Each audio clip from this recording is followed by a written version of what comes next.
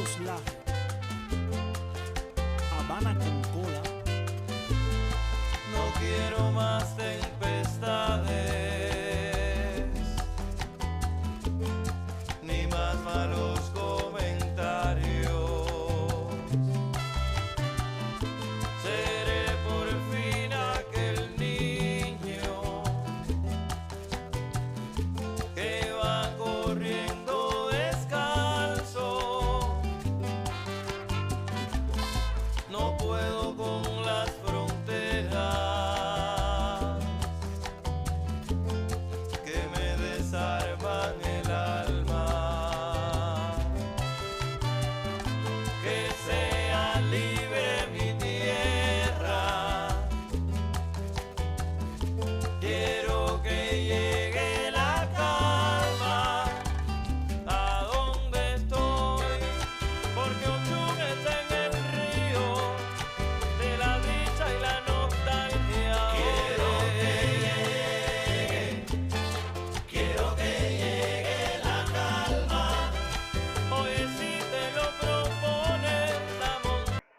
Buenos días para todos. Espero se encuentren muy bien, que haya sido una semana muy productiva dentro de lo personal, dentro de lo académico. El día de hoy vamos a avanzar en un tema que me parece muy interesante. Me parece un tema crucial para entender e irnos encaminando a lo que va a ser toda la asignatura, sobre todo lo que son la cuantificación y la valoración de bienes y servicios ambientales. Entonces vamos a ir introduciendo un poco lo que es los fallos del mercado. Vamos a ver en qué consisten los fallos del mercado, vamos a ver algunos teoremas, algunos conceptos bien importantes, como el teorema de Gauss, el óptimo de Pareto y el impuesto pigouviano, que son conceptos que intentaremos explicarlo de la forma más sencilla posible, como hemos intentado hasta el momento abordar todos estos temas. Antes de empezar con la explicación de fallos del mercado, recordemos que siempre dentro de la costumbre que nosotros tenemos dentro de esta asignatura vamos a ver la exposición que hacen sus compañeros, de las cuales pues en algunos puntos intentaré pausar y explicar algo, o si no dejaré seguir la exposición y luego explicarlo ya en la temática que tenemos el día de hoy. Entonces, como les menciono, vamos a ver la exposición. En la próxima jornada presencial ya habrá un debate pues de todos estos temas e intentaré comprender un poco todo lo concerniente a fallos del mercado. Entonces vamos a ver la exposición, vamos a analizarla, vamos a ver todos los pormenores que este grupo nos trae, haciendo las correcciones debidas y pertinentes y explicando un poco este contexto. Buenos días a todos. El día de hoy, Franci Puetate, Daniel Rodríguez, Estefanía de la Cruz, Paola Ortega y mi persona, Joana Burbano, vamos a hablarles acerca de las fallas del mercado.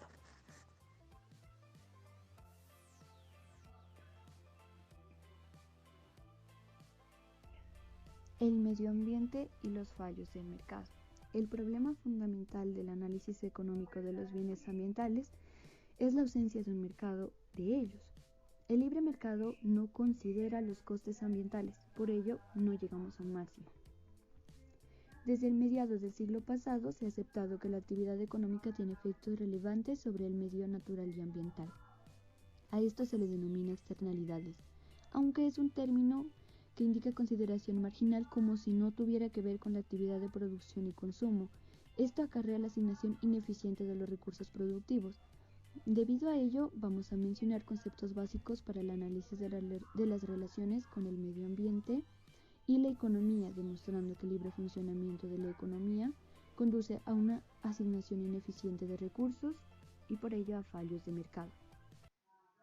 Entonces, dentro de ese concepto que nos muestran aquí, es muy claro mirar sobre el medio ambiente y por qué los fallos del mercado. Entonces vamos a ver que los fallos del mercado por lo general también dentro de la economía tradicional empiezan a cobrar sentido.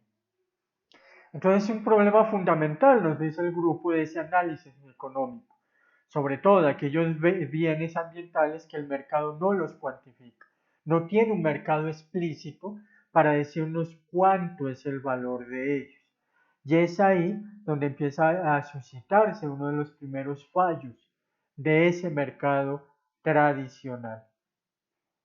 Entonces, dentro de eso, dentro de esos efectos que se genera dentro de ese capital natural, es lo que hemos denominado también y ya hemos venido haciendo un diálogo sobre las externalidades, que como lo dice en este grupo, es algo que acarrea la asignación ineficiente de los recursos productivos.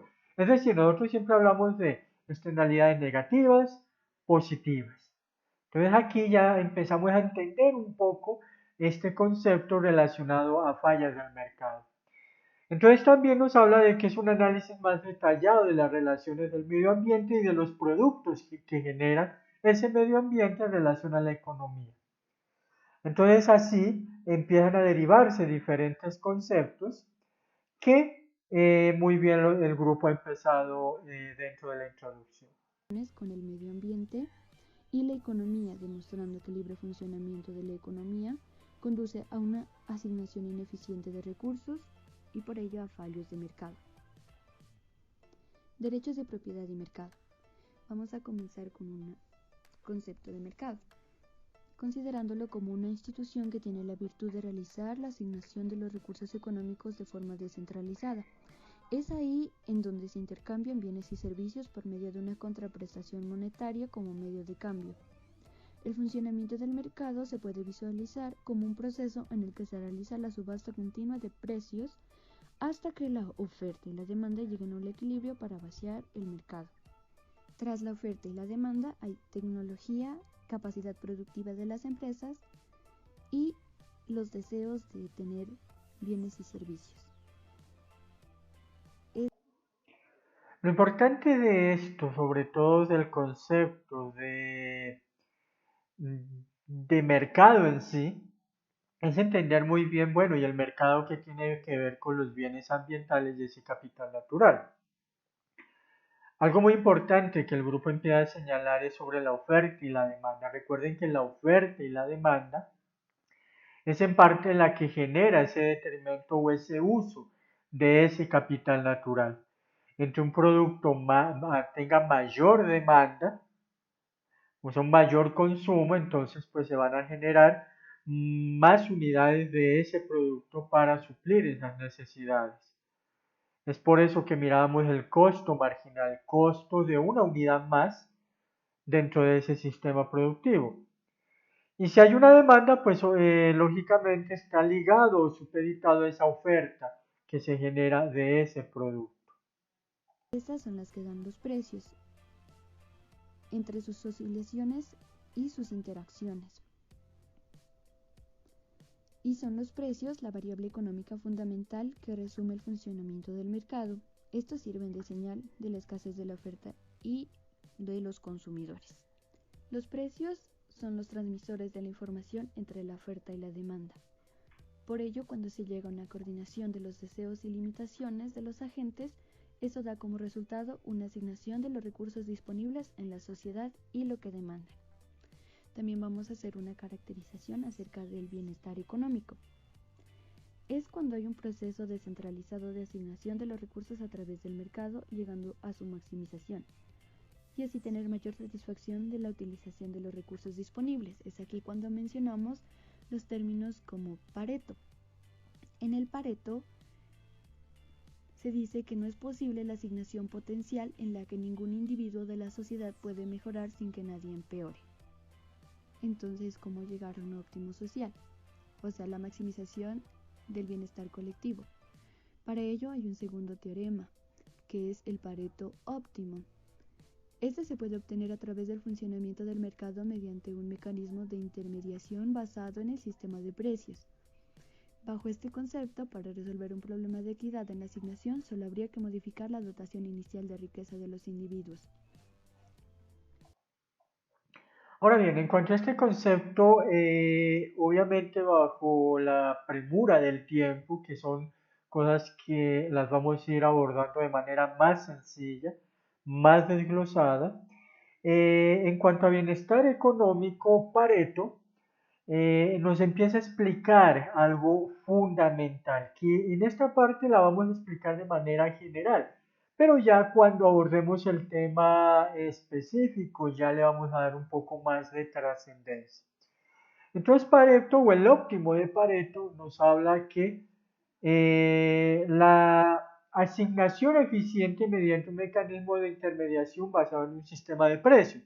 Entonces es aquí donde nace en parte los conceptos de monopolio, oligopolio, ¿cierto? Monopolio, aquel concepto en el cual una empresa empieza a abarcar todo un sistema económico.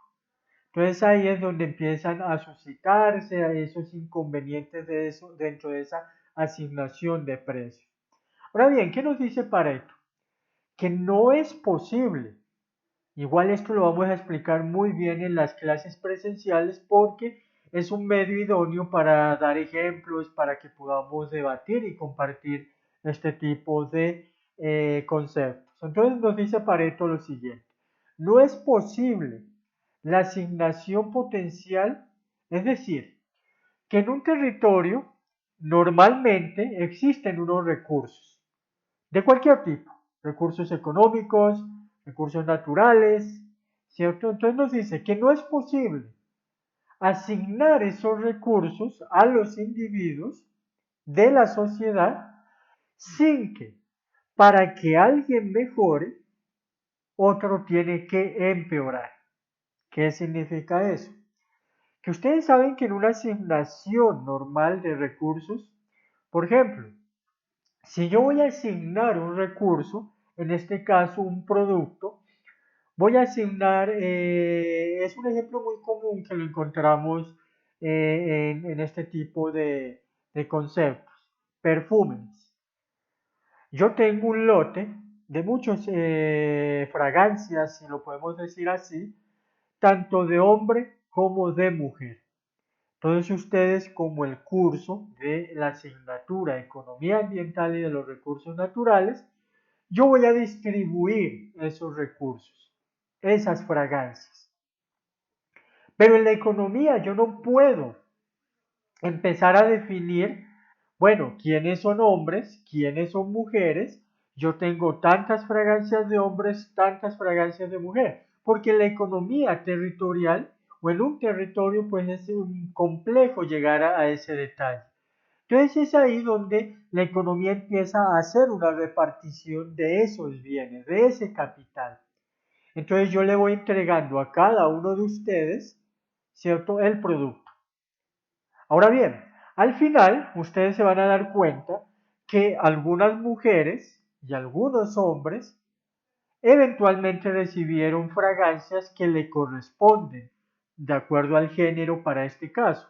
Entonces una fragancia de mujer posiblemente coincidió con que alguna mujer tuviera esa misma fragancia, igual para los hombres, una fragancia de hombre para un hombre. Pero también dentro de este contexto, dentro de esta repartición, pudo haber existido la condición de que una fragancia de mujer le correspondió a un hombre y caso contrario, una fragancia de hombre le correspondió a una mujer. ¿Qué nos dice Pareto en esa asignación? Que no es posible que alguien mejore sin que otra persona empeore. ¿Qué significa eso? Que las personas que tienen fragancias que no corresponden, entonces mujeres tienen fragancias de hombre, que si alguien en un intercambio debiera de mejorar, por ejemplo, en el caso mío, ahí me tocó una fragancia de mujer, ¿cierto? Independientemente de que yo haya sido el que repartí, ahora soy o cumplo también el rol de que recibí, a manera de ejemplo, ¿cierto? Tengo una fragancia de mujer y alguna compañera del curso tiene una de hombre. Pareto me dice que si yo intercambio el producto, que no es posible dentro de esa asignación que alguien mejore sin que alguien empeore. Entonces yo le digo a la compañera, le digo, mira, yo tengo una fragancia de mujer, entonces, perdón, digamos, el ejemplo está mal planteado. Digamos que la chica tiene la fragancia de mujer y yo tengo una fragancia cambiada. O mejor aún, vamos a ejemplificar mucho mejor esto. Que si yo en un intercambio, independientemente de la fragancia que exista, yo le digo a alguien en un intercambio que por favor me ceda esa fragancia, ¿cierto? En la cual un hombre tiene una fragancia de hombre y yo tengo una de dama, entonces que hagamos un intercambio. ¿Qué pasa? Él me cede, ¿cierto? Me cede su fragancia, es decir, que yo he ganado, he mejorado, pero él ha empeorado. ¿Por qué? Porque a pesar de que tenía una fragancia, él ahora ya no tiene nada. Eso es básicamente lo que Pareto nos explica, obviamente, de manera muy general, porque este va a ser un tema que lo vamos a trabajar en más detalle, que no es posible que alguien mejore sin que otro individuo empeore dentro de esa distribución normal.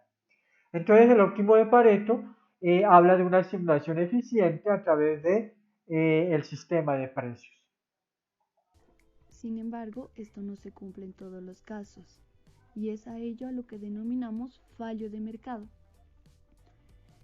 El mercado falla en la asignación eficiente de los recursos debido a que no se observan los supuestos de partida para el cumplimiento del primer teorema de la economía del bienestar, o sea, los mercados son completos.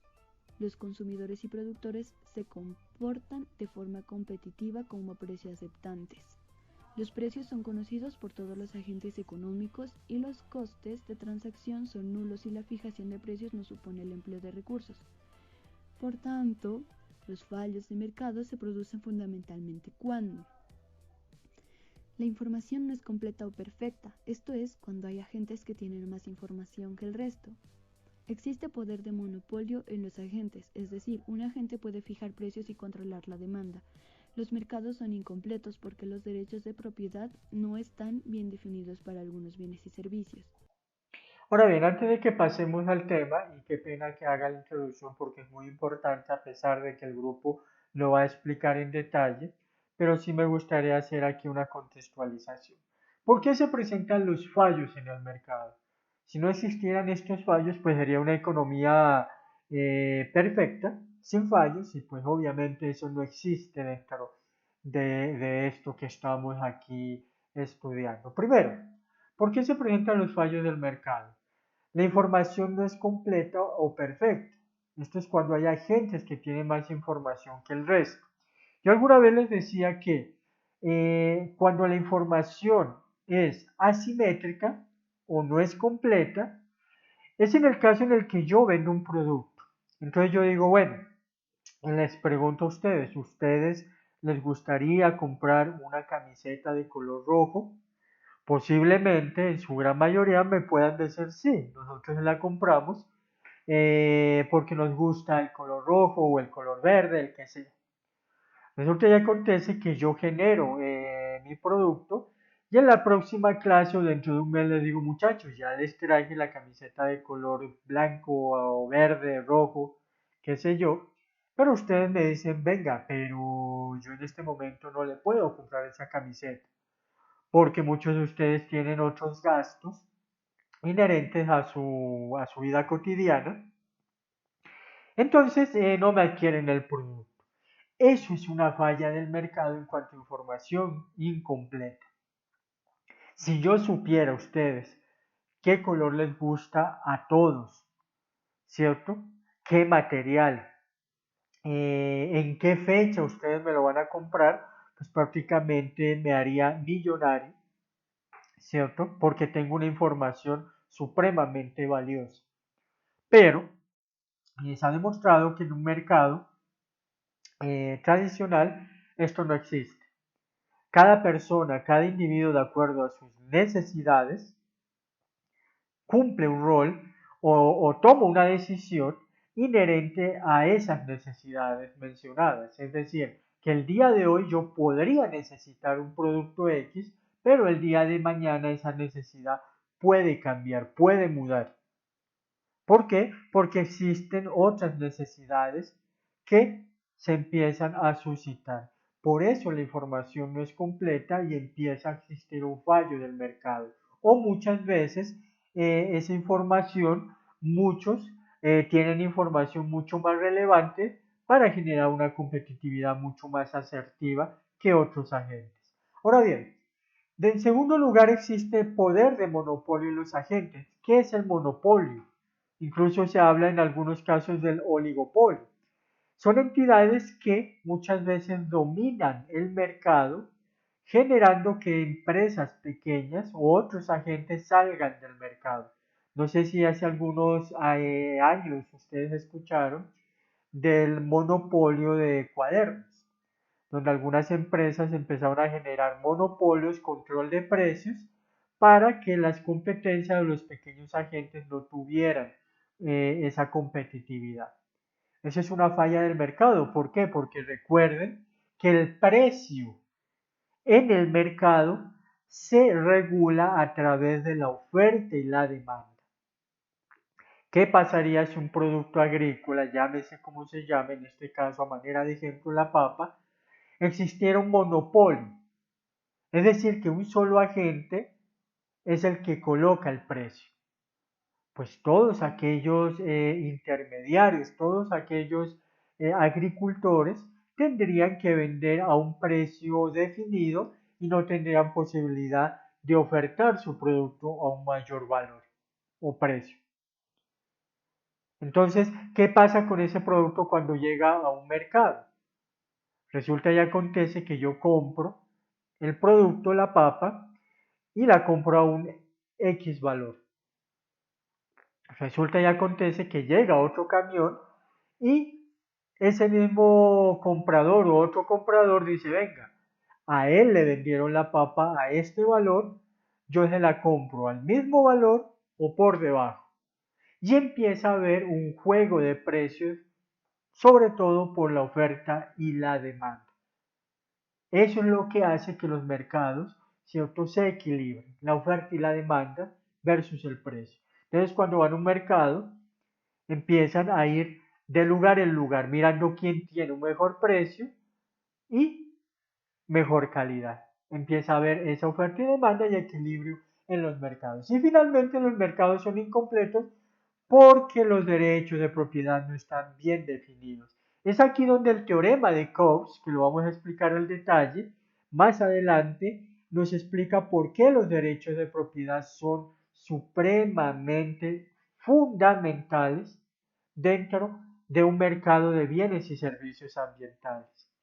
¿Qué pasaría si el día de hoy yo ofrezco un celular al curso? Les digo, miren, este celular yo lo vendo a X precio. ¿Qué es lo primero que ustedes me van a decir? Listo, yo le voy a comprar su celular, pero usted tiene que garantizarme que usted es realmente el dueño de ese celular. Porque si yo no fuera el dueño de ese celular, empieza a haber un riesgo. ¿En qué sentido? De que posiblemente el dueño real de ese celular pueda hacer un reclamo. Es decir, que bajo este concepto de transacciones, cuantificación y valoración de bienes y servicios ambientales, los derechos de propiedad son fundamentales. Fundamentales. Pero eso lo vamos a ver más adelante ya en la clase misma. En los agentes, es decir, un agente puede fijar precios y controlar la demanda. Los mercados son incompletos porque los derechos de propiedad no están bien definidos para algunos bienes y servicios. La información de los agentes no puede ser perfecta, pues muchas veces nosotros como consumidores o como productores a veces desconocemos los efectos ambientales de las decisiones que se han obtenido para obtener algunos productos. Muchos bienes ambientales como el agua, el aire, el paisaje, resultan difícil de determinar un propietario. Por eso es difícil alcanzar el derecho de propiedad. Así, para la mayoría de los bienes ambientales los mercados no existen o no están bien definidos.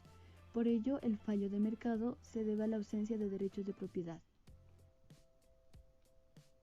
¿Cómo se logra un sistema de derechos?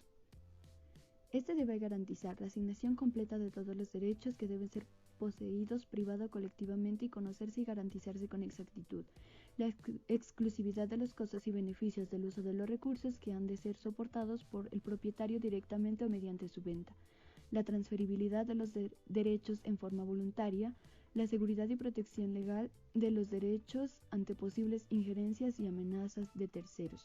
Los bienes privados fácilmente se intercambian en los mercados, porque ya está definido su uso y exclusividad y se garantiza la transferibilidad. Y es eso lo que la economía ambiental intenta solucionar, dando técnicas de valoración y corrección de los problemas ambientales causados por el funcionamiento del sistema económico.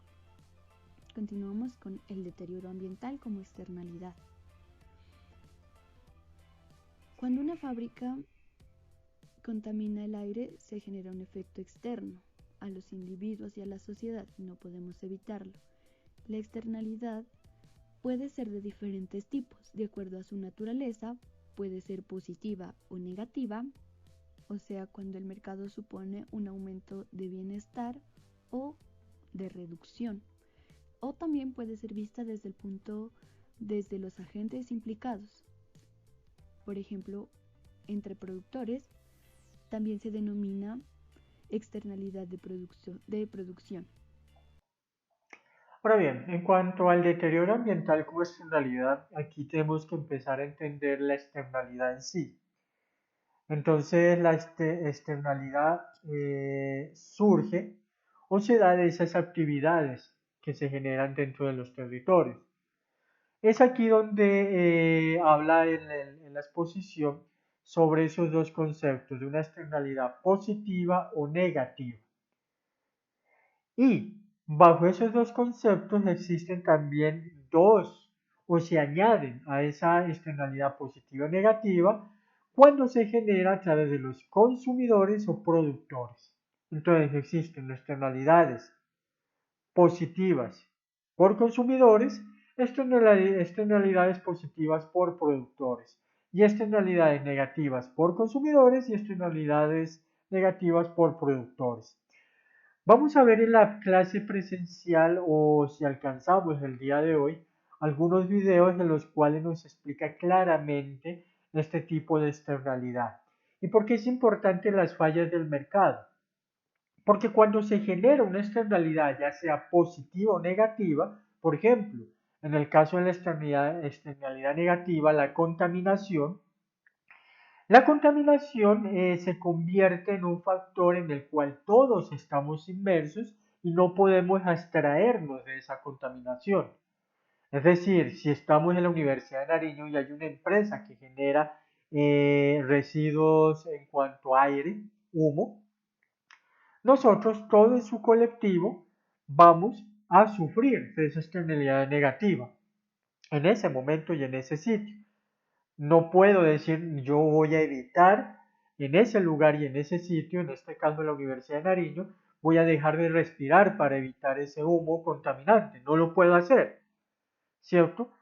Entonces, esa externalidad negativa que se convierte en un bien, en un mal público, ¿cierto? Que lo vamos a ver más adelante.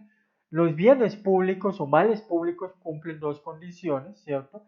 Que las vamos a ver también más adelante y las vamos a detallar.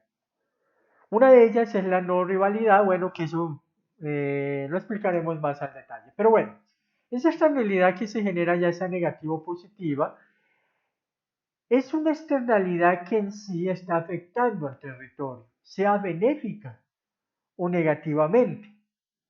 Y es ahí donde deberíamos de valorar y cuantificar esa externalidad.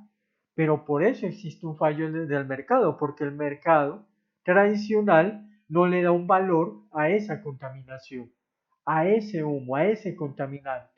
Y es lo que nosotros vamos a intentar generar a través de algunos instrumentos, intentar ver cómo darle valor a lo que no lo tiene en el mercado.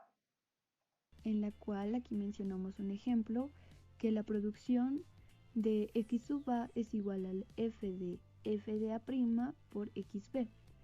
Entonces, cuando tenemos una empresa A, se observa que depende del nivel de producción de la empresa B y de los niveles de factores productivos de capital y trabajo utilizados por A en función de F de A. Esta externalidad es positiva si un aumento de la producción de B supone un aumento de la producción de A y negativa en caso contrario. Por ejemplo, en las empresas papeleras. Otro tipo es la entre consumidores, también denominada externalidad por consumo.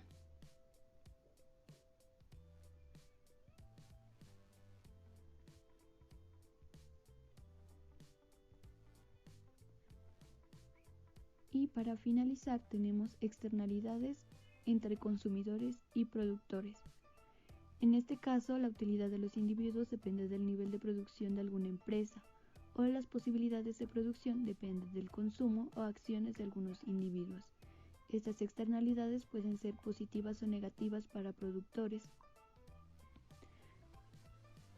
y consumidores.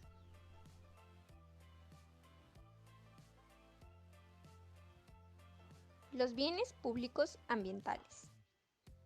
Los bienes públicos ambientales son el aire limpio, los mares, los lagos, la capa de ozono, los ecosistemas, la masa forestal y el clima.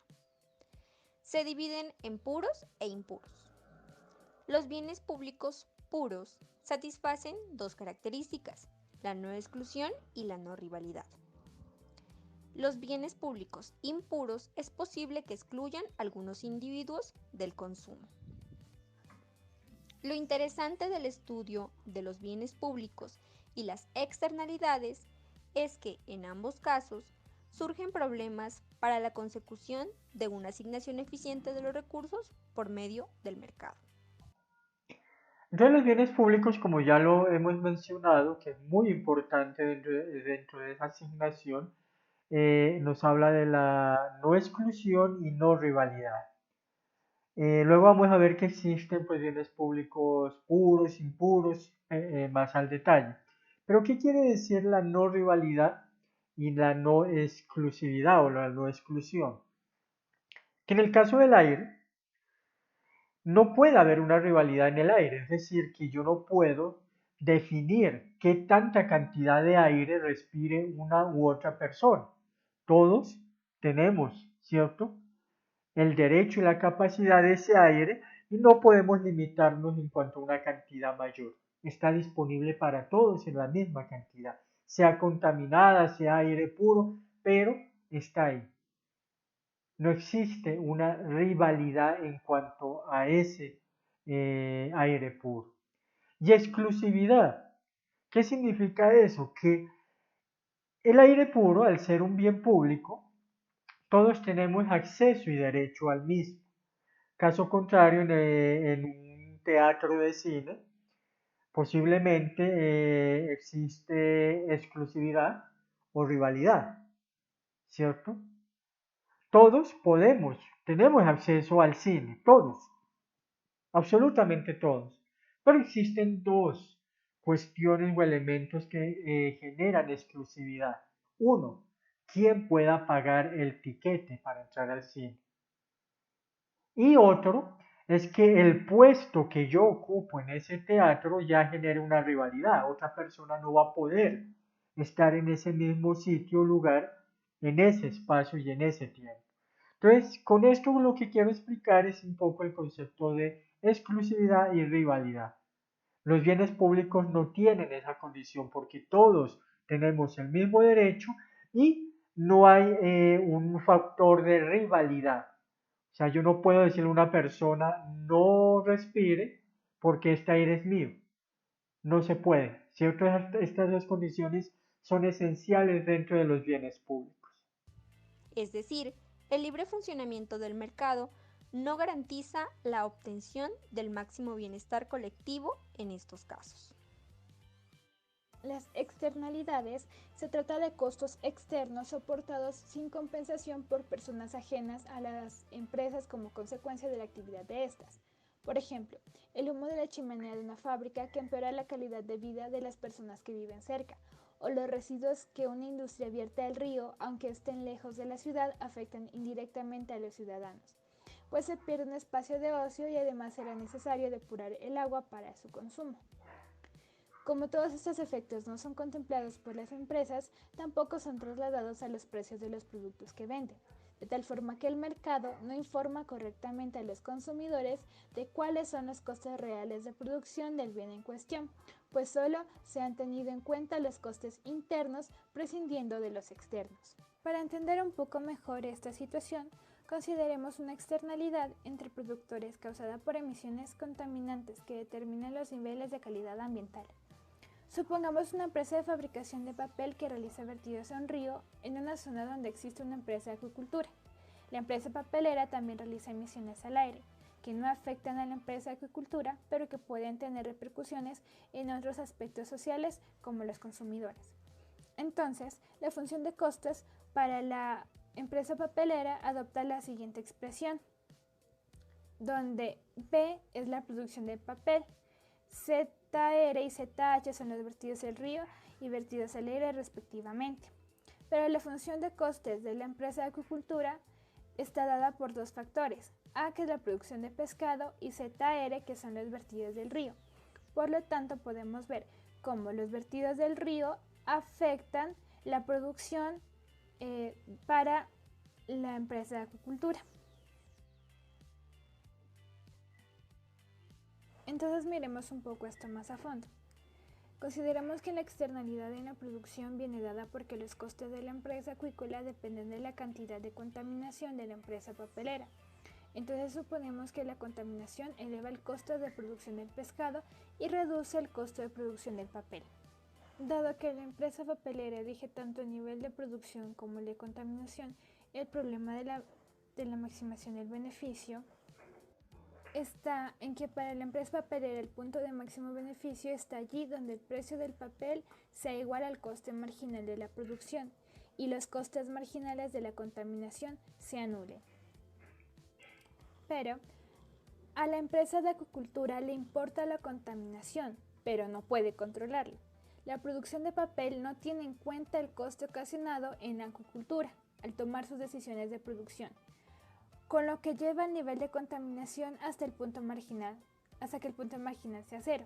La reducción de costo del papel experimentada por la contaminación no tiene en cuenta el incremento de costes ocasionados en la acuicultura. Algo similar pasa con los daños en el bienestar individual debido a las emisiones al aire y al río. Pues al llevar el costo marginal de las emisiones contaminantes a cero, se perjudica la calidad del agua y el aire de la población sin tomarlos en cuenta. En la siguiente imagen podemos ver los costos marginales externos y de descontaminación. BMP es el beneficio marginal privado de contaminación, es decir, es los niveles de contaminación que una empresa puede vertir en el aire o en el río. CME hace referencia a la curva del coste marginal. El área comprendida entre A, C y ZR es el coste neto de contaminación. ZR es el resultado de la elección privada del nivel de emisión de contaminaciones al río en este caso. Podemos ver que el coste marginal de contaminación es mayor al precio pagado que es cero, puesto que ZR está ubicado en cero. Y esto se da por la ausencia del mercado. Por tanto, podemos ver cómo el libre funcionamiento del mercado ha conducido a una situación ineficiente, es una falla del mercado, dado que las unidades intramarginales del costo marginal son mayores que el beneficio marginal. Ahora hablemos un poco acerca de los costes sociales sobre la salud de emisiones contaminantes. Podemos ver en estas gráficas que las curvas de beneficio marginal privado de contaminación y la curva de coste marginal se mantienen, pues sabemos que la empresa decide sobre las emisiones al río y al aire que se harán teniendo como referencia un precio de cero para estas. Ahora, DEZR hace referencia al coste social generado por la contaminación y al río, y GHZH hace referencia al coste social generado por la contaminación al aire. Y estas áreas hacen referencia a las desviaciones entre el coste externo generado por contaminar y el beneficio privado obtenido por la empresa. La asignación en este caso también es ineficiente porque la sociedad en su conjunto puede obtener mayores beneficios si la contaminación se reduce hasta niveles más bajos como son ZR' y ZH' para las emisiones del río y el aire correspondiente. Ahora bien, estas gráficas básicamente lo que nos explican es que a veces los agentes no tienen la capacidad de tomar las decisiones, son agentes externos las que generan esas externalidades negativas que perjudican otro tipo de actividades. Entonces aquí es donde empezamos a entender un poco el beneficio de la sociedad cuando se reducen esas externalidades negativas. Es ahí donde se genera un bienestar colectivo, que es básicamente lo que nos han estado explicando en estas gráficas. Por lo tanto, podemos ver cómo las asignaciones ineficientes son un resultado de los fallos del mercado. El problema de los bienes comunales.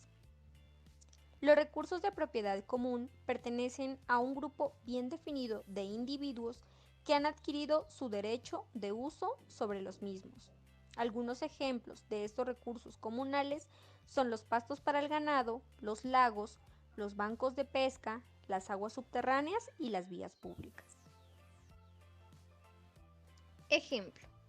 Consideremos el caso de un coto de caza, que puede caracterizarse como un bien de esta naturaleza y que posee claros atributos ambientales, al cual se tiene acceso simplemente mediante la compra de una licencia.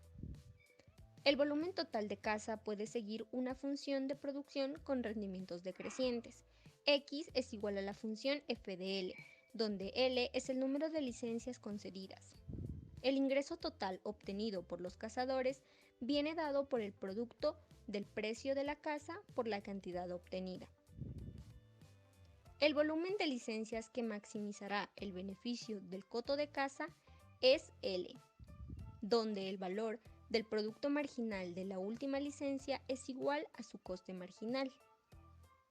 Pero en esta situación, cada cazador estará obteniendo un beneficio positivo, lo cual ejercerá de incentivo para la adquisición de más licencias. Esto es que cada cazador potencial, a la hora de comprar la licencia que le da derecho al uso por un día de caza, comprará el valor del producto medio con el coste unitario. Por tanto, desde el punto de vista individual, siempre es rentable comprar la licencia si el valor del producto medio es mayor que el precio de la licencia. Bien, sobre el ejemplo anterior, en la clase presencial les voy a dar un ejemplo para lograr contextualizar mejor ello. Muchas veces se habla que cuando existe un derecho de propiedad, posiblemente esas cuestiones ambientales son más eficientes. Pero en la clase presencial les daré un ejemplo mucho más específico y espero que ahí lo podamos entender de una mejor manera. La gestión eficiente de los bienes públicos ambientales. Dado que los bienes públicos constituyen a un fallo de mercado, se hace necesario conocer tanto las causas como las posibles soluciones. Para esto debemos estudiar el interés de la sociedad por la preservación de los bienes públicos ambientales y para esto tenemos que preguntar por las condiciones que harían que el libre funcionamiento de la economía conduzca al máximo bienestar colectivo. Es decir, se trata de determinar de qué modo la libre expresión de las preferencias sociales en un mercado no intervenido sería suficiente para garantizar que la sociedad preserve los bienes ambientales colectivos en las cantidades eficientes.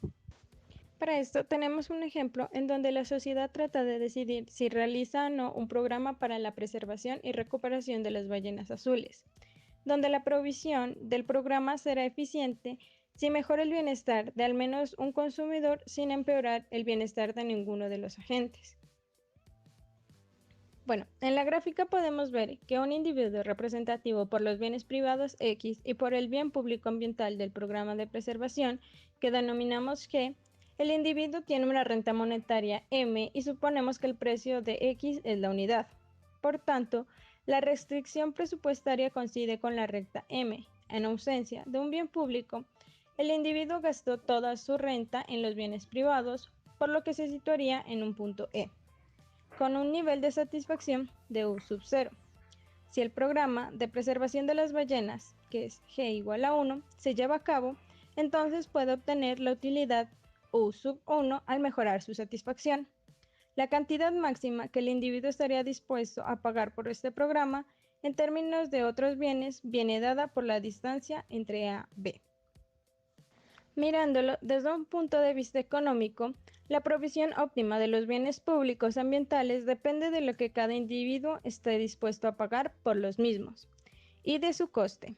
Pero como la cantidad que se está dispuesto a pagar depende de la renta disponible para gastar, entonces la provisión de los bienes ambientales depende de la distribución de la riqueza. Esto quiere decir que las preferencias por los bienes ambientales pueden verse limitadas por la restricción presupuestaria de los sujetos más pobres, o bien llevarse a cabo proyectos que solo beneficien a los ricos. O de modo más general, los países con menor renta tendrían a mostrar una menor disposición para pagar por la preservación del medio ambiente. Como segundo ejemplo tenemos que cuál sería la cantidad socialmente deseable o eficiente de ballenas azules a preservar, teniendo en cuenta que el programa de preservación se va a llevar a cabo. Se supone que ahora G mide la cantidad de ballenas a preservar o la calidad de un bien ambiental en general, con lo que la función de costes marginales, CMG, es creciente. Bueno, en la gráfica se van a representar solo dos consumidores, en donde la función RMS agregada nos va a indicar la cantidad de otros bienes que los individuos están dispuestos a sacrificar por una cantidad adicional del bien ambiental, por lo que se puede interpretar como una función de valoración marginal agregada. La suma vertical de las relaciones marginales de sustitución nos da la curva de demanda del bien ambiental, que ha de igualarse al costo marginal en el nivel óptimo de provisión. Por lo tanto, la provisión eficiente de un bien público ambiental implica un nivel de calidad G, tal que se cumpla que la suma de las relaciones marginales de sustitución de todos los agentes sea igual al coste marginal de este nivel de calidad. En la gráfica básicamente lo que empezaba a explicar o lo que nos quieren en parte hacer entender es que dentro de ese concepto de externalidad negativa y positiva, la sociedad y tanto las empresas como la sociedad empiezan a tomar decisiones. ¿Qué costos debería asumir la empresa? ¿Qué costos debería asumir la sociedad para mejorar el bienestar? Entonces, ¿qué tanto las empresas deberían de invertir para disminuir las externalidades negativas? Pero eso obviamente reduciría o aumentaría los costos de producción de estas empresas. Es ahí donde la sociedad también tiene que asumir un costo para generar un bienestar. Ejemplo, hace algunas clases empezamos a hablar un poco sobre los productos orgánicos o productos con sello verde, donde hablábamos que el consumidor es quien debería de asumir ese sobrecosto de calidad del producto. Básicamente la gráfica nos empieza a hacer entender un poco esta cuestión. Sobre todo de que nosotros como sociedad queremos un bienestar y lo asumimos con un sobrecosto, comprando productos orgánicos, comprando algún insumo que sea benéfico para la sociedad. Pero la pregunta también es cuánto nosotros estamos dispuestos a invertir por ese bienestar. Bueno, para la financiación de los bienes públicos se podría realizar cargando a cada individuo un impuesto unitario igual a la relación marginal de sustitución, de tal forma que se cumpla la condición de optimalidad. Esto es lo que se conoce como el proceso o equilibrio de Lindau, un conjunto de precios tal que el comportamiento individual de cada consumidor conduzca a una cantidad eficiente de bien público. Dada la cantidad óptima del bien público, solo hay que encontrar los precios que satisfagan las condiciones de primer orden de cada individuo. Una vez encontrados los precios a través de los mercados personalizados del bien público ambiental, habría que aplicar a cada agente un impuesto. ¿Por qué no funciona el mercado para los bienes públicos ambientales? Existen dos razones fundamentales. La primera se debe al carácter no excluible.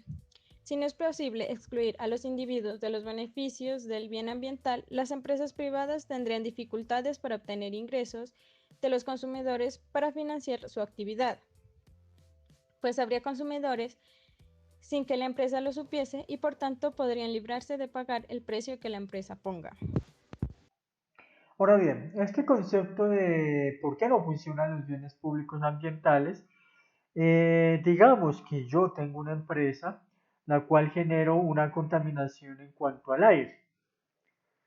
Al no existir, un precio o un valor en el mercado, y al ser un bien público, ¿cómo yo podría generar un trade-off o una compensación por el aire que yo estoy produciendo como externalidad negativa si no sabría a qué tanta cantidad de gente, a qué tanta población estoy afectando? Y sumémosle algo, si lográramos determinar qué cantidad de población es la afectada, ¿yo cómo podría hacer una compensación si no sabemos el valor de ese contaminante, de esa externalidad negativa, de ese humo? Entonces la pregunta sería, bueno, ¿y cuánto vale el humo contaminante que yo estoy generando?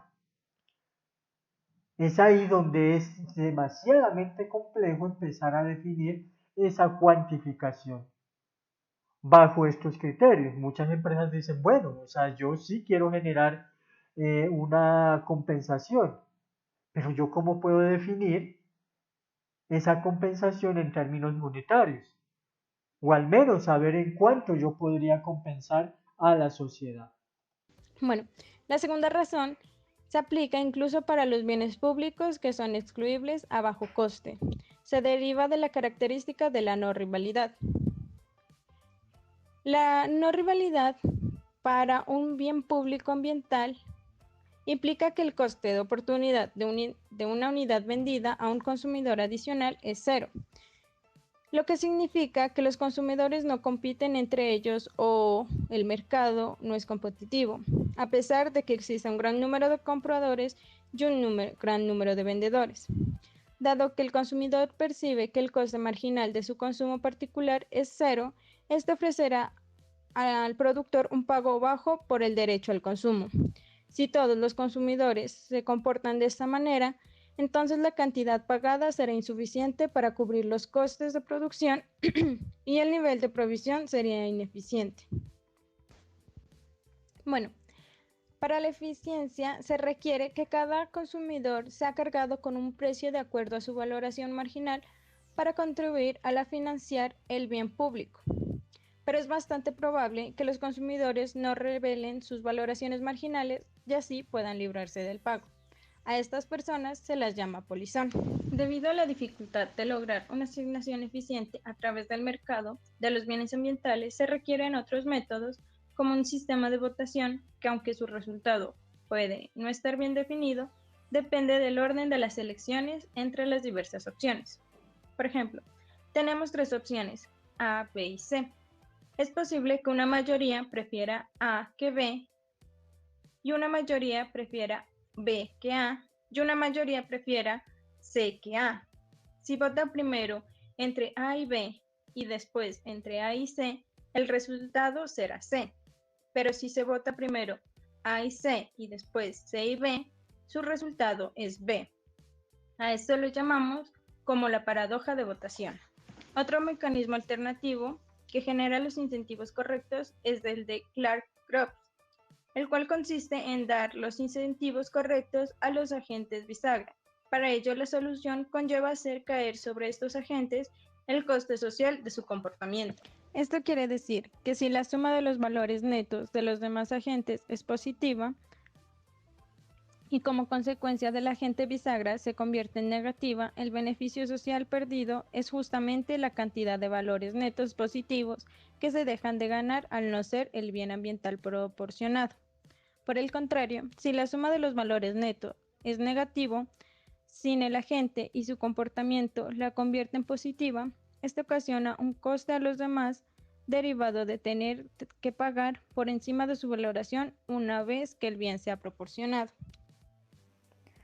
En el tema de la solución de las externalidades del mercado, una vez contextualizados en el tema de las externalidades y de entender que son efectos indirectos que tienen la producción o el consumo que efectúa un agente económico sobre la producción o el consumo que lleva a cabo otro agente económico, y de saber que pueden ser negativas o positivas, encontramos diversas maneras de resolverlos.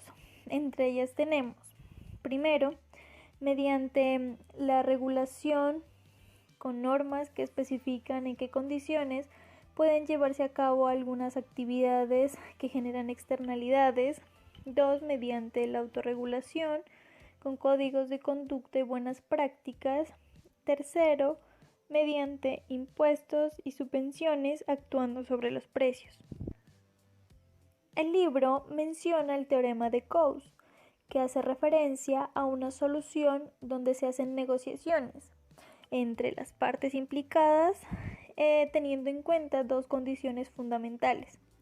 La primera, los derechos de propiedad deben estar bien definidos, y la segunda, deben haber bajos o nulos costos de transacción. El teorema de Coase deja de ser válido en el momento en que el costo de las transacciones llega a ser bastante alto. Por lo tanto, pues no hay una negociación entre las partes.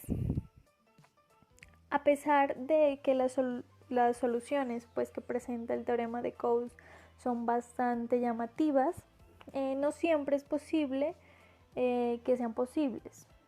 Entonces, también se encuentran diferentes dificultades que generan problemas a las soluciones.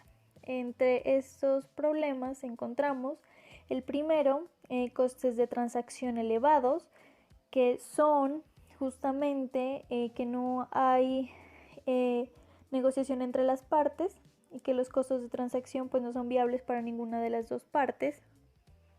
La competencia imperfecta, por otro lado, que es la situación de fallo del mercado en la que, a diferencia de la situación de competencia perfecta, no se emplea libremente la ley de la oferta y la demanda para determinar los precios, sino que en esta pues deben de haber un balance entre los precios determinados. También lo que es los recursos de libre acceso, que son aquellos que pueden ser utilizados o consumidos por cualquier agente económico sin ningún tipo de limitaciones derivados de la presencia de derechos de propiedad.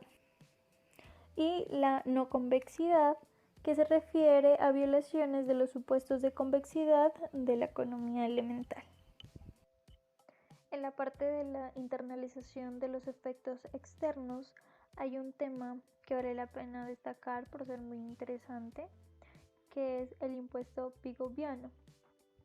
Este impuesto es propuesto por el economista inglés Arthur Pigou, y se trata de que esas actividades que afectan de alguna manera lo que es el medio ambiente el bienestar de las personas, entre otras cosas, paguen por el daño que están causando. En otras palabras, lo que se conoce como el principio de quien contamina paga.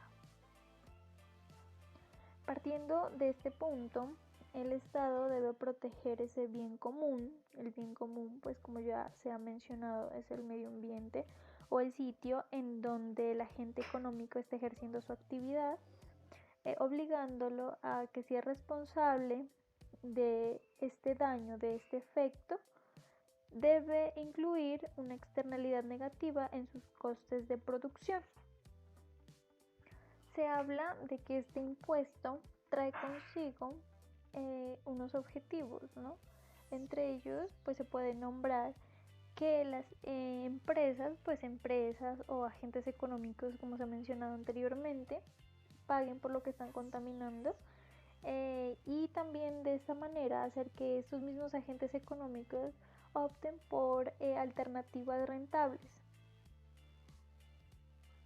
Además, para que haya pues innovación en la búsqueda de tecnologías más limpias. Bueno, la aplicación de impuestos óptimos, aunque así a simple vista se ven bastante atractivos, como medida para solucionar problemas ambientales también tiene diversos problemas y dificultades. Entre ellas tenemos la incertidumbre sobre su justicia. Dice que se graba una contaminación óptima e incluso antes de que exista el perjuicio. La disparidad de criterios sobre la función de daño. El coste marginal externo es difícil de estimar desde el punto de vista pues monetario, y en lo referido a lo que es el coste social, el statu quo, problemas de marcos regulatorios estables y compartidos. Los impuestos pueden no ser compatibles en el sistema legal actual y la adaptación pues tendría un coste. La dificultad a la hora de definir el agente emisor y la sustancia a tasar. En ocasiones pues no es posible aislar el efecto de la sustancia nociva y se recurre a usar lo que se llama la estimación. La polémica sobre qué se debe hacer con los fondos recaudados por esta vía, desde reinvertirlos en el sector contaminador para hacerlo más atractivo hasta destinarlos a políticas de protección del medio ambiente.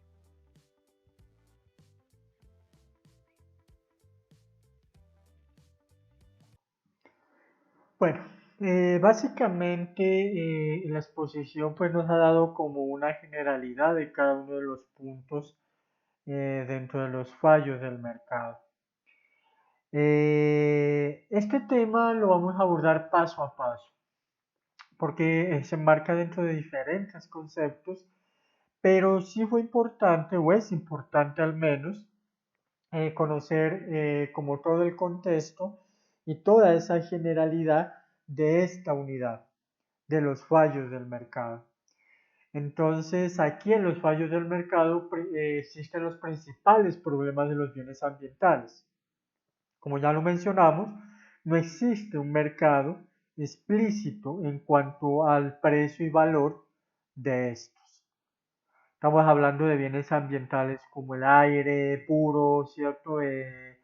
La polinización, que en parte son esos servicios ambientales que están inmersos dentro de ese capital natural.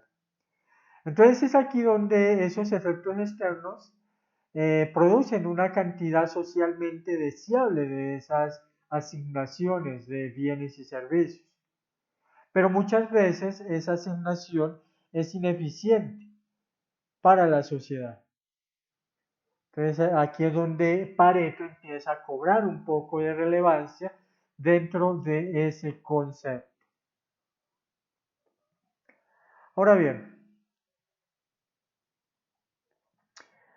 vamos a abordar poco a poco, como ya lo mencioné, algunos temas con los cuales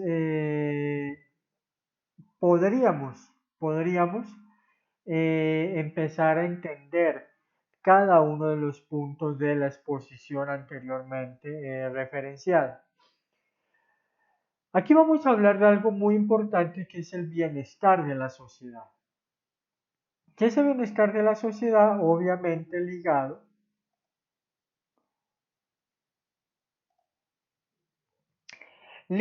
o supeditado a esos bienes ambientales. Entonces, ese capital natural dentro de esos bienes y servicios ambientales, pues tienen unos satisfactores que le generan un bienestar a la sociedad y que fácilmente pueden ser afectados bajo diferentes decisiones productivas que generen externalidades negativas dentro de este ejemplo. Aquí hay otro concepto muy importante que es los bienes públicos.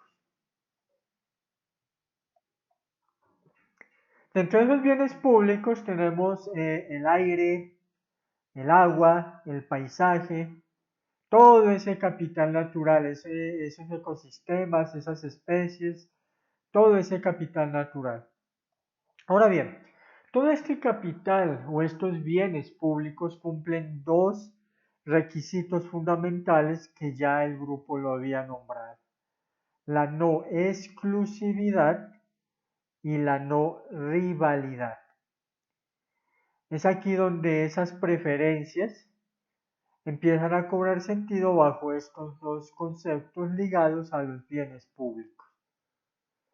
Entonces aquí es donde los métodos de valoración económica de los bienes ambientales presentan ya los primeros inconvenientes.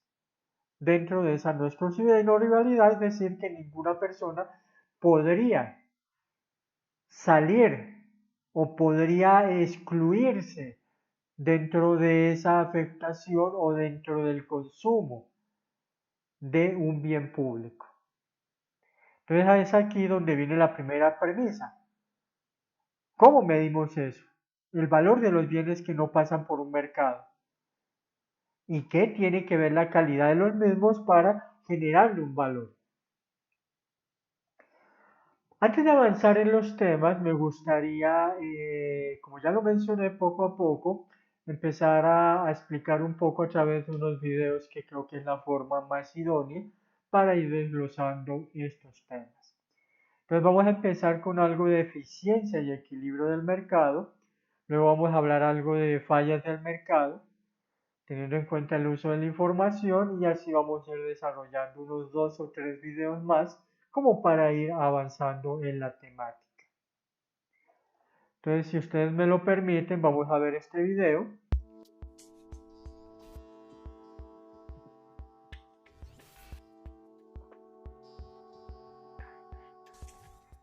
¿Cómo sabemos que algo es eficiente? Digamos, ¿cuál es el criterio de eficiencia? Bueno, cuando había una teoría objetiva del valor, es decir, que el valor era el costo el trabajo o el costo de producción, uno podría decir, bueno, eficiencia es producir más producto con menos de ese recurso o con menos costo. Está bien, eso es un criterio de eficiencia, es el criterio de eficiencia que de pronto puede tener un ingeniero, al cual se le pregunta, mire ingeniero, tengo dos máquinas, esta máquina con 1 tonelada de cuero produce 1000 pares de zapatos y esta otra máquina con 1 tonelada de cuero produce 1500 pares de zapatos. ¿Cuál máquina es más eficiente? Bueno, obviamente la que produce 1500 pares de zapatos, si son de la misma calidad. Pero si el valor es subjetivo, acá estamos ante otra pregunta, y no es una pregunta como esa, sino una pregunta acerca de, bueno, pero ¿quién valora los zapatos y cuánto? Necesitamos otro criterio de eficiencia. Y los economistas, bueno, empezaron a buscar un criterio de eficiencia hasta que aceptaron y tomaron, digamos, uno que planteaba allá lo que es un clásico, digamos, un economista llamado Vilfredo Pareto. Y Vilfredo Pareto estableció un criterio que dice así, y al principio digo, no se va a entender, pero luego con el ejemplo que voy a dar, sí se va a entender. El criterio de Pareto dice así, que una situación es mejor que otra si alguno ha mejorado su situación sin que empeore la situación de los demás. y que se va a llegar a un óptimo cuando ya no pueda alguno mejorar su situación sin empeorar la situación de los demás. Bueno, yo sé que la cara de los alumnos cuando yo digo esto es de total incógnita y no saben de lo que estoy hablando, pero el ejemplo va a ayudar.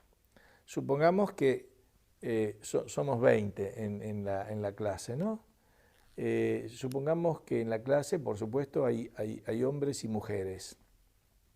Y que yo llego a la clase con un bolso y digo, miren, les he traído hoy un regalo que es un perfume para cada uno. Yo voy a ir pasando con la bolsa, cada uno va a sacar un perfume.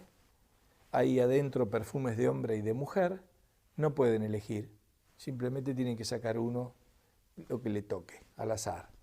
Bueno, entonces yo voy pasando, van sacando un perfume cada uno, entonces nos vamos a encontrar con una situación A, esto no es ninguna fórmula, porque no les voy a dar ninguna fórmula, que la voy a describir así muy torpemente como todos tienen un perfume.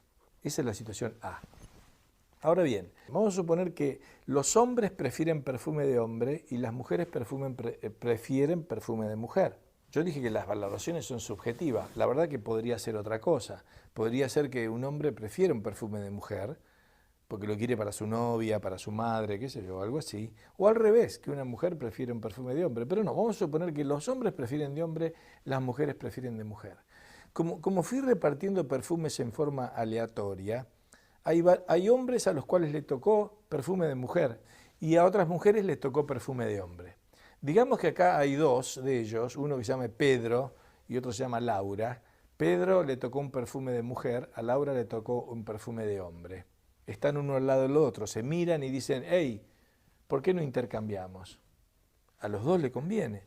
Entonces se produce ese intercambio. Entonces estaríamos en una situación B, ahora que voy a describir de esta forma.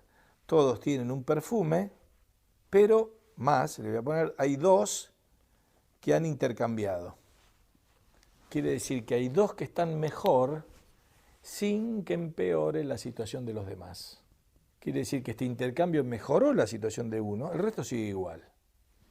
Bueno, ahora resulta que luego Diego y Clara y Alicia y Roberto también produjeron intercambios, con lo cual estaríamos en una situación C, en la cual voy a decir, todos tienen un perfume, pero ahora hay en total 6 que realizaron intercambios. Entonces voy a decir, siguiendo este criterio de Pareto, que C es superior a B y B es superior a A. Y al mismo tiempo voy a decir que C, si ahora no se pueden hacer más intercambios, C es un óptimo de Pareto. Fíjense que no estoy diciendo que cada uno se llevaba el perfume que quería. Puede ser que haya quedado algún hombre con perfume de mujer, pero a lo mejor no hay más mujeres con perfume de hombre para intercambiar. No quiere decir que cada uno se lleve el perfume que quiere. Se realizaron todos los intercambios posibles, sin empeorar la situación de los demás. Más no se puede hacer, y ese sería el criterio de óptimo de Pareto. Ahora, todo esto viene a cuenta de que el equilibrio en el mercado, vuelvo a hacer el gráfico aquí, ese que ya vimos, vamos a hacer de nuevo, demanda, oferta, precio y cantidad, con un precio, habíamos dicho, de 10, y acá 50, este precio, este equilibrio, cumple con la condición de óptimo de Pareto, es decir, que es el punto más eficiente que uno pueda imaginar en el mercado. ¿Por qué? A ver, fíjense lo que ocurre aquí.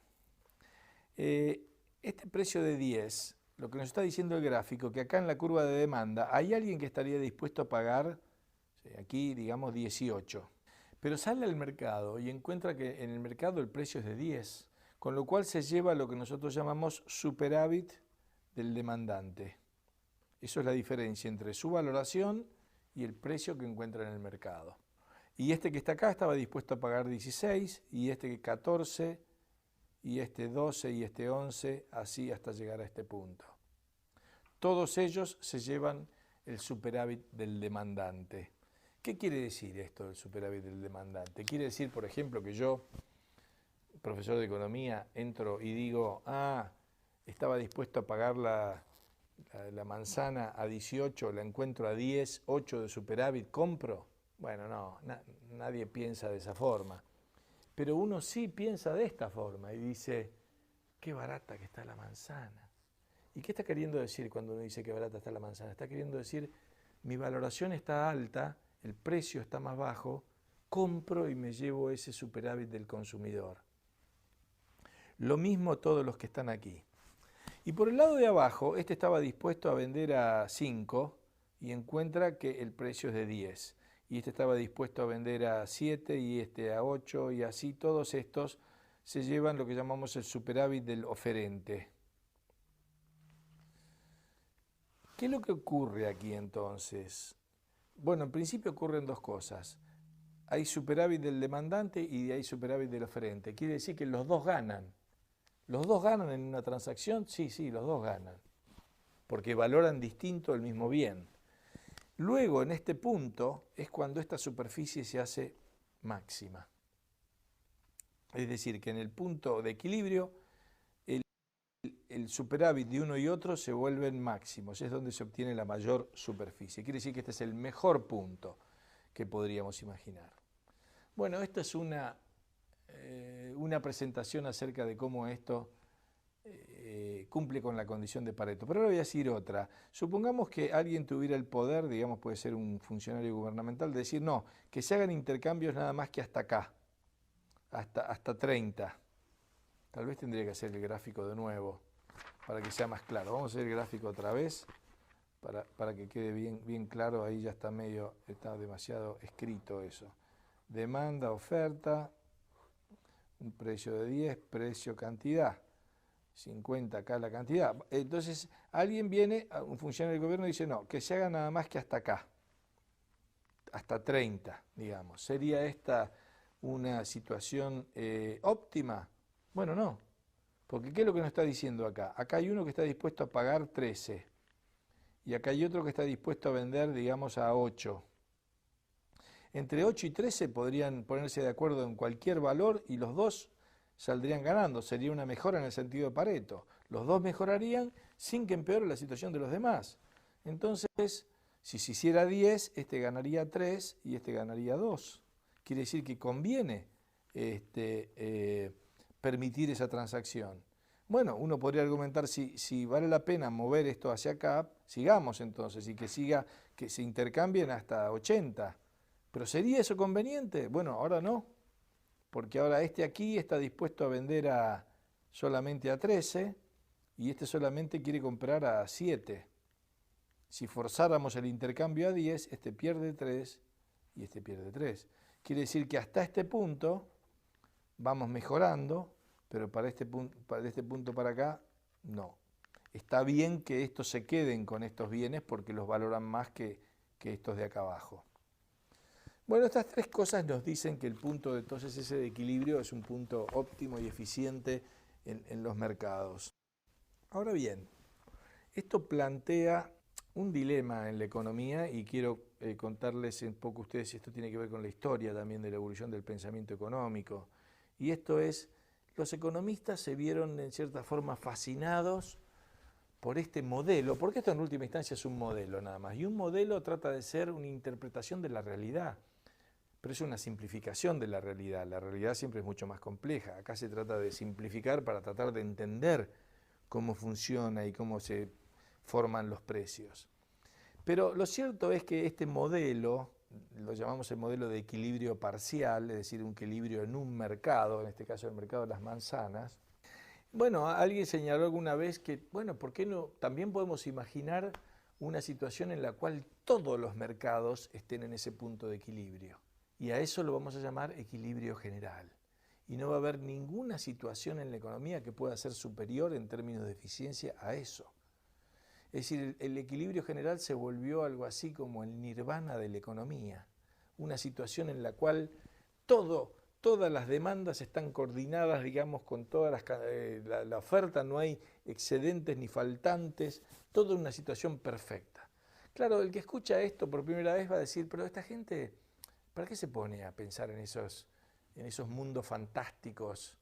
Bueno, cuidado, estas figuras ideales sirven como herramienta para el razonamiento, no solamente en el área de la economía, sino también en otras. Por ejemplo, en las ciencias políticas, Existe una figura ideal, que es la figura del contrato social, para explicar por qué se generó una sociedad o un Estado. Pero realmente, ¿cuántas evidencias históricas hay de la existencia de contratos sociales? Es un modelo ideal. Dice, bueno, imagino que la sociedad se creó a través de un contrato social, pero no hay instancias, digamos, tan evidentes en todos los casos de que eso exista. Está bien, es una figura para entender, un modelo ideal para entender. Esto es lo mismo.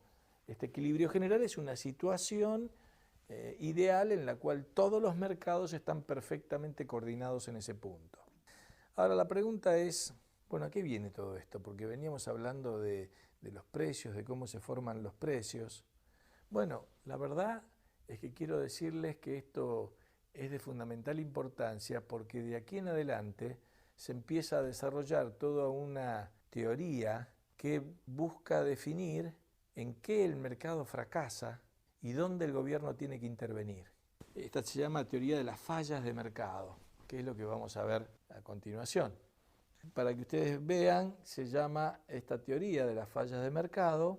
Uno puede analizarla en dos niveles, es decir, la podría analizar en un nivel macroeconómico, y esto vendría a ser básicamente la posición que uno encuentra, por ejemplo, en Keynes, quien básicamente lo que está argumentando es que el mercado de pronto entra en un pozo recesivo del cual solo no puede salir, es decir, falla, no puede salir de ahí por los animal spirits de los empresarios, etcétera, no puede salir de allí. ¿Y qué es lo que tiene que ocurrir? Tiene que venir alguien de afuera, alguien exógeno, que es el gobierno, a sacar al mercado de ese pozo. ¿A sacarlo cómo? Y a través de políticas de expansión del gasto público y de la emisión monetaria, que es lo que vemos en cantidad de países y que lo hemos visto nuevamente a partir de la crisis del 2008. Y una visión también la hay de esto mismo microeconómica, que es la que sostiene que como hay distintas fallas de mercado, entonces el gobierno tiene que intervenir para resolver esas fallas de mercado. Y quiere decir que esto es un intento por parte de la economía, yo no voy a decir que es un intento exitoso, pero de tratar de definir qué es lo que el Estado debe hacer. Y básicamente lo que va a hacer es donde el Estado fracase, y donde el mercado fracase, perdón, y no puede hacerlo. Entonces el razonamiento sigue básicamente esta lógica. Vamos a poner en un gráfico simple aquí, y es la siguiente. Hay un criterio de eficiencia que llamamos óptimo de Pareto. Este criterio de eficiencia se alcanza en una situación ideal, que es el equilibrio general.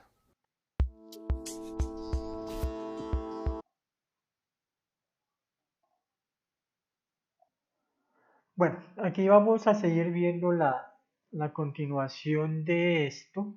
Vamos a acabar con este video como para ir analizando un poco y generar un tema para la clase presencial. Entonces es muy interesante cómo empezamos a analizar ciertos temas de una manera mucho más particular, mucho más digerible, mucho más entendible, que igual la vamos a ir abordando poco a poco para que estos temas queden muy bien explicados. Entonces continuemos viendo el video y ya tendríamos temas suficientes para esa jornada presencial.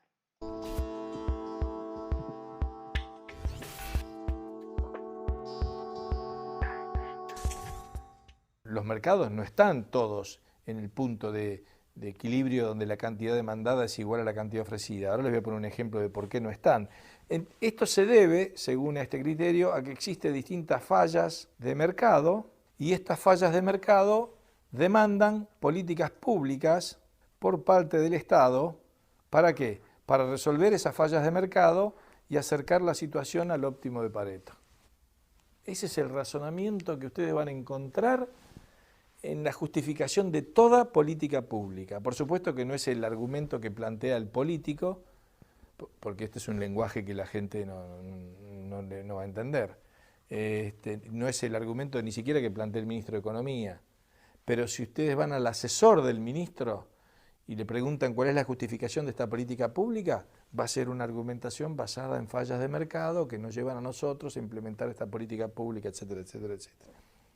O sea que esto se vuelve en algo central, entonces, para la discusión acerca de cuáles son las políticas públicas que se van a implementar en un determinado país. Veamos un poco qué es esto del equilibrio general y por qué no se da. Recordemos, equilibrio general es una situación en la cual todos los mercados están coordinados a la perfección.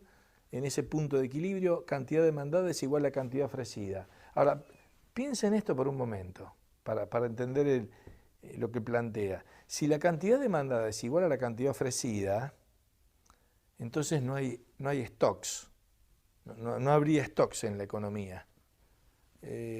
Uno pasaría, por ejemplo, como me suele pasar cerca de mi casa, paso y hay una fábrica de automóviles. Y uno pasa por la fábrica de automóviles y ve en la playa cientos de autos ya fabricados ahí. Y uno dice, pero ¿cómo? ¿Por qué ese stock ahí?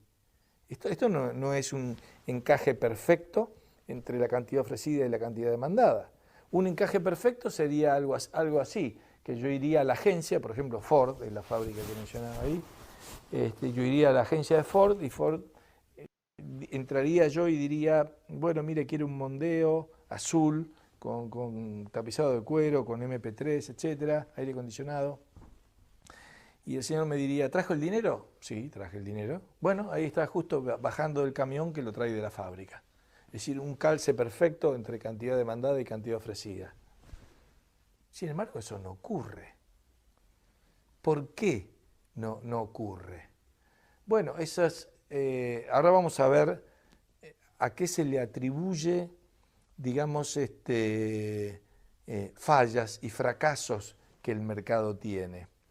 Pero en verdad, otro economista austríaco, que es Friedrich von Hayek, sostiene que en realidad ese modelo del equilibrio general, bueno, y Mises también, su maestro, digamos, Ludwig von Mises, señalaban que ese modelo del equilibrio general está bien usarlo como figura mental, digamos, pero para entender cómo la realidad no es. Es decir, básicamente nos están diciendo, miren, no tenemos que estudiar el paraíso, tenemos que estudiar la tierra. La tierra es distinta del paraíso. Podemos saber e imaginar cómo puede ser el paraíso, pero lo que queremos es entender la tierra. Podemos imaginar ese equilibrio general, pero lo que tenemos que hacer es entender qué es lo que ocurre acá en un mundo de restricciones. Y sobre todo, agregaría Hayek en un artículo famoso que se llama El uso del conocimiento en la sociedad, él diría, el problema es un problema de conocimiento. Y es que ese modelo de equilibrio general asume conocimiento perfecto por parte de todos los participantes del mercado, de todas las circunstancias presentes y futuras. Es decir, para que se entienda esto, sería algo así. O sigamos con el ejemplo. ¿Cómo hace la Ford para decidir cuántos autos va a producir el año que viene? Bueno, llama a algún economista para que le diga cómo va a ir la economía el año que viene. Luego ellos conocen su negocio, empiezan a reunir información, hacen estudios de mercado, qué es lo que querrán los consumidores, qué quieren, más color azul o más color gris, qué quieren, este modelo o este otro modelo, quieren una van o quieren un 4x4, en fin. Y luego, una vez que hicieron toda esa conversación, deciden y planifican un plan a futuro. ¿Por qué? Porque tienen que decir a los proveedores que van a necesitar esta pintura, estas chasis, etcétera, etcétera. Pero está claro que cuando están haciendo eso, por más información que hayan buscado, va a haber errores. Digamos, nunca van a acertar específicamente porque no saben quién le va a venir a pedir qué cosa. Si tuvieran esa información, si ellos supieran de antemano quién le va a venir a comprar qué auto, en qué momento del año, bueno, acomodarían la producción exactamente a eso. Pero eso es precisamente lo que no saben y no pueden saber, eso es lo más interesante. Porque uno podría decir, bueno, pero se pueden hacer más estudios de mercado, se le puede preguntar a la gente. No, porque la información que dé yo hoy ni siquiera es la información de lo que yo voy a hacer mañana. A lo mejor hoy les digo a ellos, sí, no, el año que viene me voy a comprar el Mondeo azul, etcétera, pero a lo mejor dentro de un mes se me rompe el techo de la casa y digo, no, bueno, ahora tengo que arreglar el techo, el Mondeo queda para más adelante. O al revés, a lo mejor no pensaba comprar y entonces ahora me entró un negocio nuevo y lo cobré y digo, ah, bueno, ahora cambio el auto y entonces ahora soy demandante cuando antes no lo era. Es decir, que ni yo mismo tengo información acerca de lo que yo voy a hacer en el futuro. Entonces el problema que nos estamos enfrentando, dice Hayek acá, es un problema del conocimiento que es incompleto y que está disperso entre todos los participantes que hay en el mercado. Precisamente, dice él, es el sistema de precios el que transmite esa información, ¿cierto? Pero lo esencial entonces es que el conocimiento es limitado y por lo tanto al ser el conocimiento limitado va a haber error. Y precisamente porque en este caso la fábrica no conoce quién le va a venir a comprar, que por eso es que tiene un stock para poder ofrecerle a aquel que venga que se lleve el auto que quiere. De nuevo, si supiera de antemano quién le va a venir a pedir qué cosa, simplemente produciría eso. Pero eso es un conocimiento que no tiene. Esto se da en muchos casos. Por ejemplo, de nuevo, volvamos al frutero. De pronto vemos a un frutero que saca de la frutería una caja de fruta que se echó a perder, bananas que se echaron a perder, manzanas podridas, etc. ¿Por qué? ¿Por qué ocurre eso? Que es una ineficiencia. ¿Por qué? Porque él no sabe quién le va a venir a comprar qué. Tiene toda la experiencia de estar en la frutería hace 20 años, conoce hasta personalmente a sus clientes y sabe que más o menos le piden esto o aquello, pero no tiene seguridad de quién le va a venir a pedir qué. Entonces va a comprar al mayorista y pide más o menos una cantidad de lo que entiende que va a vender. Pero luego eso está... y va a tratar de reducir el error lo máximo posible, porque está claro que él no quiere tirar ninguna fruta a la basura. Pero lo que no tiene es ese conocimiento perfecto, tiene un conocimiento imperfecto y entonces va a estar permanentemente en un proceso de aprendizaje para ajustar lo máximo posible su oferta a la que vaya a ser su demanda. Y eso que le pasa al frutero, le pasa a la Ford y le pasa a cualquier otro productor de algo en la economía. Entonces, el problema está en buena medida en pretender de que la economía alcance ese nirvana, que la verdad es inalcanzable, pero sí es cierto que el mercado permanentemente tiende a eso. El mercado permanentemente tiende a ajustar y hacia el equilibrio. Pero lo que pasa es que el equilibrio en este sentido es como si uno dijera es un blanco móvil, ¿no? Como si uno está tirando con una flecha, con el arco y la flecha a un blanco, y es como si el blanco se está moviendo. Y uno tira y luego tiene que ajustar, le erró, pero ajusto, vuelvo a tirar y ajusto, y así permanentemente. Ese es el funcionamiento del mercado. Por eso lo que nos interesa conocer es el proceso de mercado, no ese hipotético resultado final que nunca se alcanza, aunque sabemos que se tiende hacia él, ¿no?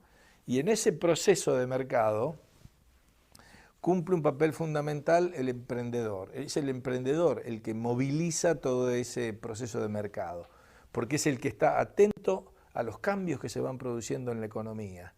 Este proceso que mencioné, el blanco que se va moviendo, ocurre por tres razones, básicamente. Porque cambiaron las preferencias de los consumidores, esa es una. Porque cambió la dotación de recursos, dos. O la última, porque cambiaron las tecnologías. Es decir, si nosotros asumimos que las preferencias de los consumidores, la dotación de los recursos y las tecnologías no cambian, entonces el mercado llega al punto de equilibrio. Recuerden, muchachos, que en parte esto es explicado por el modelo IPAT, ¿cierto? Consumo, población y tecnología. Por eso es importante haber conocido en primera instancia el modelo IPAT. Entonces vamos viendo cómo se van concatenando cada uno de los conceptos que hemos visto. Y estos videos justamente nos ayudan a profundizar esto, a lograr esa articulación. Indefectiblemente.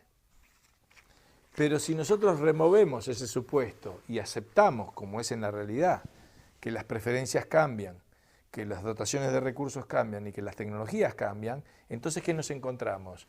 Y nos encontramos que esas curvas en realidad son curvas que están permanentemente en movimiento, con lo cual el equilibrio es un objetivo difícil, digamos, pero que los emprendedores siempre están actuando como para llevarlo ahí. Siempre quieren ajustar la oferta a cualquiera que sea la demanda. Entonces el proceso es un proceso, llamémoslo así, equilibrador, aunque el mercado nunca llegue a ese punto de equilibrio, porque se encuentra, es como el océano, ¿no? Nunca vamos a encontrar el océano plano y sin ninguna ola. El océano está siempre en movimiento.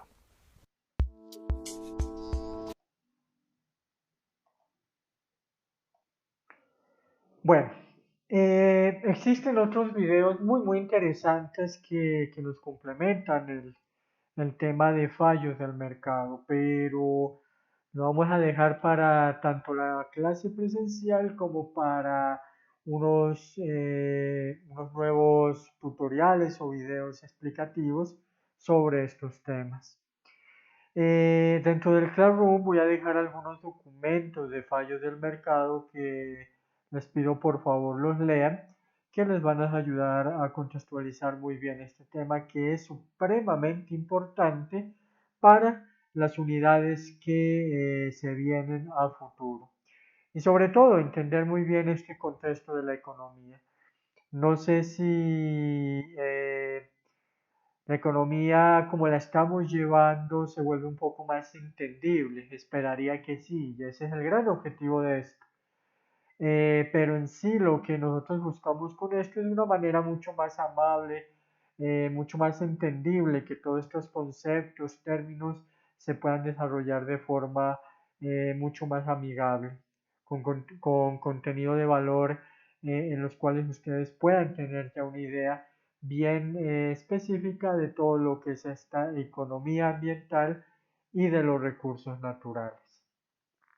Entonces, recuerden, en su Classroom van a quedar algunos documentos que por favor los leen y nos vemos en la clase presencial para ya generar todo un debate y toda una jornada en la cual pues espero podamos participar.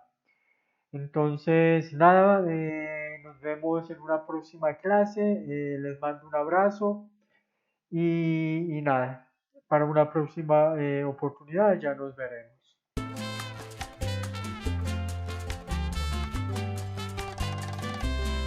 Cuando se vaya lo malo, me quedaré con lo opuesto. Quiero ofrecerte, mi hermano, para tu vida el consuelo. Si acaso queda la escoria de tanta guerra y tristeza, quiero darte mis quimeras, avanzando en la belleza. Traigo amor para ti. Dono Arango y Carlitos Laje. Habana con cola. No quiero más tempestades, ni más malos comentarios. Seré por fin aquel niño que va corriendo descalzo. No puedo con